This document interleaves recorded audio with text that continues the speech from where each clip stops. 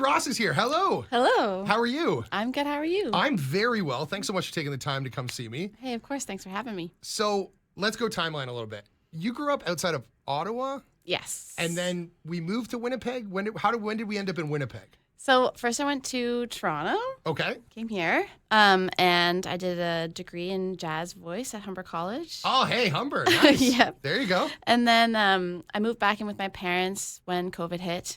And the project that I had recorded at Humber, I was going to self-release. And then I ended up connecting with my friend Joey Landreth, who lives out in Winnipeg. And he offered to help me release it through Birthday Cake.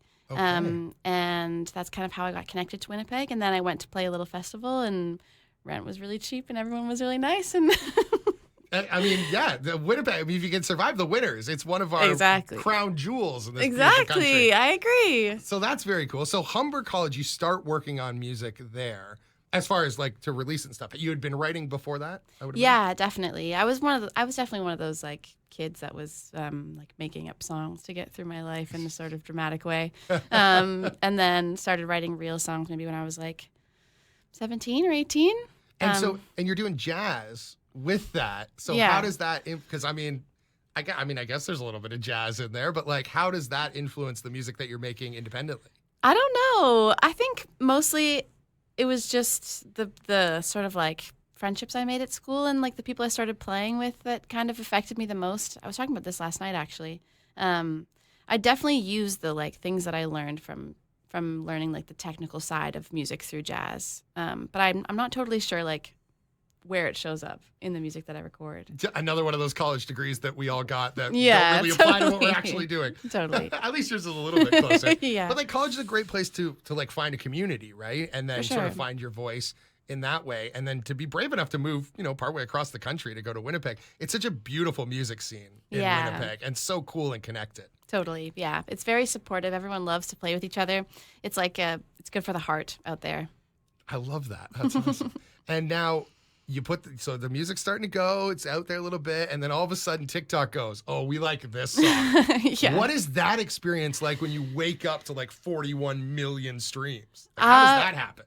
Yeah, I still don't really know. I feel like I'm still like adjusting and trying to understand what happened, especially because it happened during one of the lockdowns.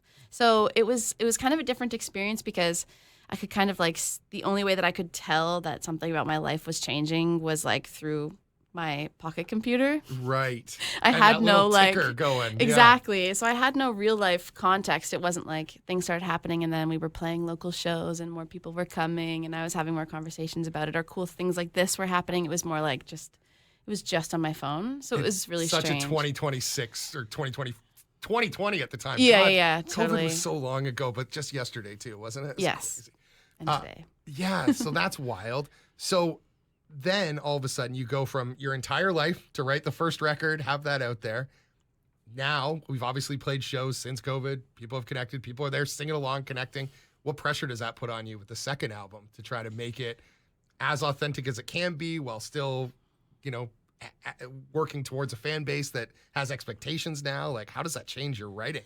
Yeah, I try not to let it. Good. It's really hard, but I have made a concerted effort, especially over the last couple of years, to kind of divorce myself from remembering that there's an audience out there for when I'm writing. I think because I got my career start on the internet, that is sort of ingrained in me in a way that I don't like as much. Oh, interesting. That might not be in other artists, I think, because I'm just so used to things being related to people observing me online.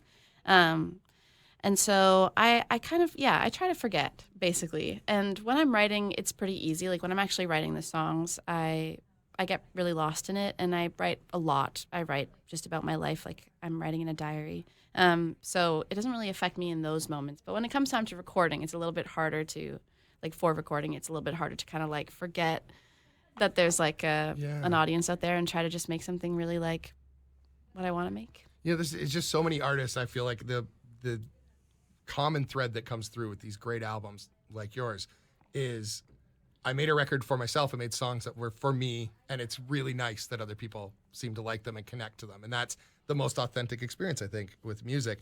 And it's interesting too, like someone like comedian, artist and stuff, Bo Burnham, he had talked about the fact that like people look down on him as not being a real comedian because he broke through on the internet.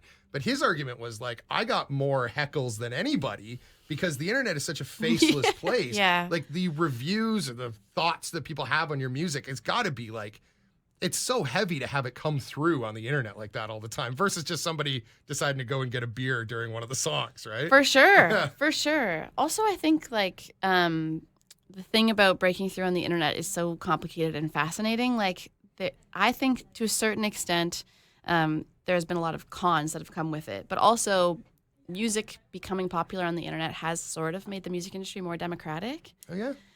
I think like the audience kind of has a chance to choose who, I don't know what the right word is, like the audience decides, I guess, like who sort of like takes off what they like, as opposed to kind of it being gatekept by the industry, which I think is really cool. So and you face a lot more of sort of online.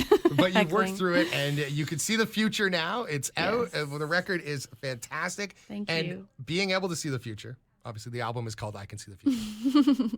How does it look? How's the future looking? It looks good. Yeah. Yeah, I feel we're on this amazing tour, and the shows have been so fun, and the audiences have been so kind. I'm so lucky. Everybody is like incredibly attentive but also really energetic, and they respond really well. And I love the people in my life and the collaborators in my life, Awesome. and it looks bright and sunny. And 2 beautiful words at the end of those shows too: sold out. Love that. Yes. Leith Ross, thank you so much for taking the time to chat with me. Thank you so much for having me.